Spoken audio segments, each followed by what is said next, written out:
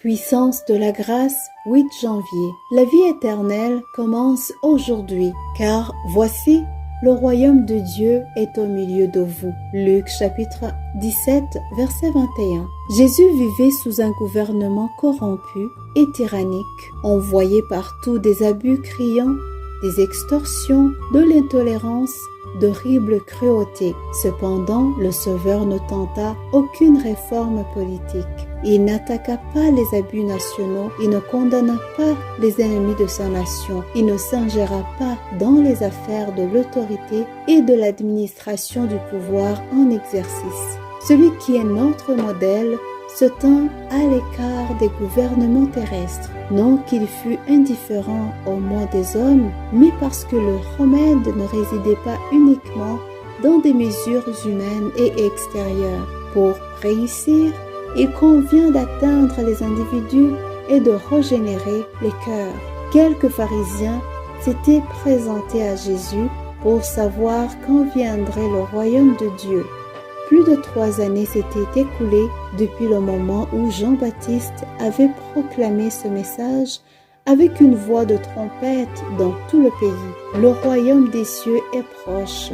Matthieu chapitre 3 verset 2. Or, ces pharisiens ne voyaient encore rien qui indiquât l'établissement du royaume. Voici quelle fut la réponse de Jésus. Le royaume de Dieu ne vient pas de telle sorte qu'on puisse l'observer. On ne dira pas « Voyez, il est ici » ou « Il est là ». Car voyez, le royaume de Dieu est au-dedans de vous. Le royaume de Dieu commence dans le cœur.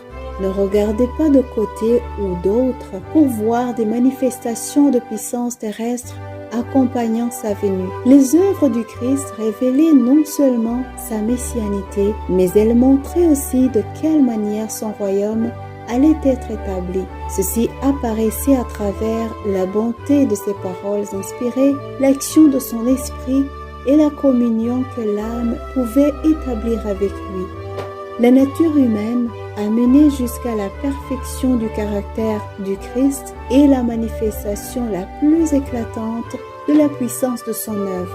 Lorsque Dieu a donné son Fils à notre monde, il dotait les êtres humains de richesses impérissables, infiniment supérieures à celles amassées par les hommes depuis le commencement du monde. Le Christ vint sur la terre et manifesta devant les enfants des hommes l'amour éternel.